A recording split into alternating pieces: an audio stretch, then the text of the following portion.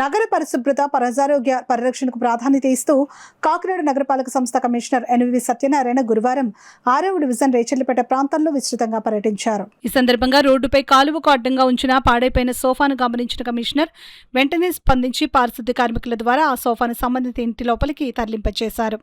కాలువల శుభ్రతకు డ్రైనేజీ నిర్వహణకు అడ్డంకిగా మారిన వస్తువులను రోడ్లు కాలువలపై ఉంచరాదని ప్రజలకు సూచించారు.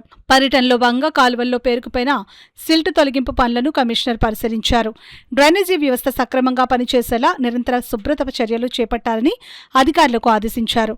అదేవిధంగా భవన నిర్మాణ సామగ్రిని రోడ్లపై నిల్వ ఉంచడం వల్ల ప్రజలకు వాహనదారులకు తీవ్ర ఇబ్బందులు కలుగుతున్నాయని గుర్తించిన కమిషనర్ నిబంధనలు ఉల్లంఘిస్తున్న యాజమాన్యాలపై జరిమానాలు విధించాలని అధికారులను ఆదేశించారు. ప్రజా రహదారులను ఆక్రమించి నిర్మాణ సామగ్రిని నిల్వ చేయడం సహించబోమని హెచ్చరించారు. శానిటేషన్ పరిస్థితిని పరిశీలించిన కమిషనర్ పరిశుభ్రత ప్రమాణాలు సంతృప్తికరంగా లేకపోవడంతో సంబంధిత శానిటేషన్ మేస్త్రి సందీప్, సచివాలయ శానిటేషన్ కార్యదర్శి కార్తీక్పై తీవ్ర అసంతృప్తి వ్యక్తం చేశారు. పారిశుద్ధ నిర్వహణలో నిర్లక్ష్యం ప్రదర్శిస్తే చర్యలు తప్పవని హెచ్చరించారు. దోమల వ్యాప్తిని అరికట్టేందుకు కాలువలు, నీరు నిల్వ ఉండే ప్రాంతాల్లో చేపడుతున్న ప్రత్యేక స్ప్రేయింగ్ కార్యక్రమాన్ని కూడా కమిషనర్ తనిఖీ చేశారు. ప్రజారోగ్య రక్షణ కోసం ఫాగింగ్, యాంటీ లార్వా స్ప్రేయింగ్ కార్యక్రమాలను మరింత ముమ్మరం చేయాలని సిబ్బందికి సూచించారు. పర్యటన సందర్భంగా స్థానిక ప్రజలతో కమిషనర్ నేరుగా మాట్లాడి పారిశుద్ధ్యం, డ్రైనేజీ, త్రాగునీటి సరఫరా, వీధి దీపాలు తదితర అంశాలపై వారి సమస్యలు, సూచనలను తెలుసుకున్నారు.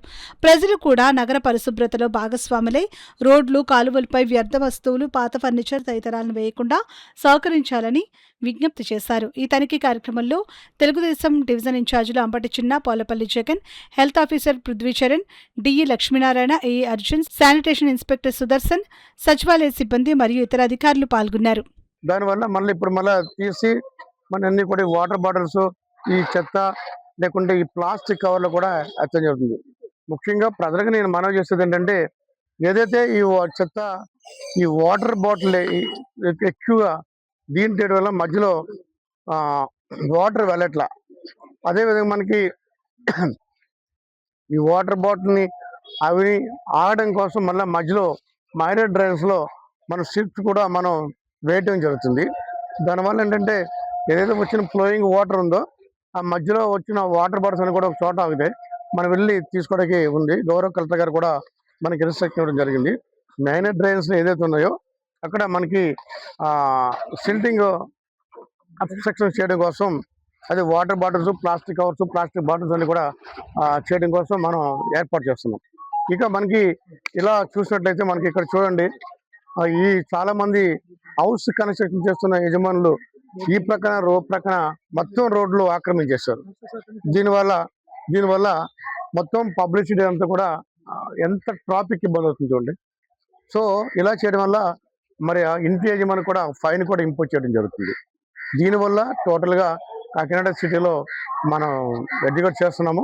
బట్ ఇంకా కూడా పీపుల్లో కొంచెం మార్పు వచ్చి ఈ అబ్స్ట్రక్షన్ కూడా తొలగించి పబ్లిక్ ఇన్కన్వీనియన్స్ చేయవద్దని వాళ్ళందరూ రిక్వెస్ట్ చేస్తున్నాం. దీనివల్ల it create a lot of problem to the public. ఎవరైనా పెడస్ట్రియన్ మోటార్ సైకిల్ వచ్చి ఇలా పడిపోతే ఎవరో దానికి బాధ్యత వహిస్తారు. పడిపోయినా ఏ గాయమైనా లేకుండా ఏ ఫ్రాక్చర్ అయినా సంబంధిత అధికారి బాధ్యత వహించవలసి వస్తుంది.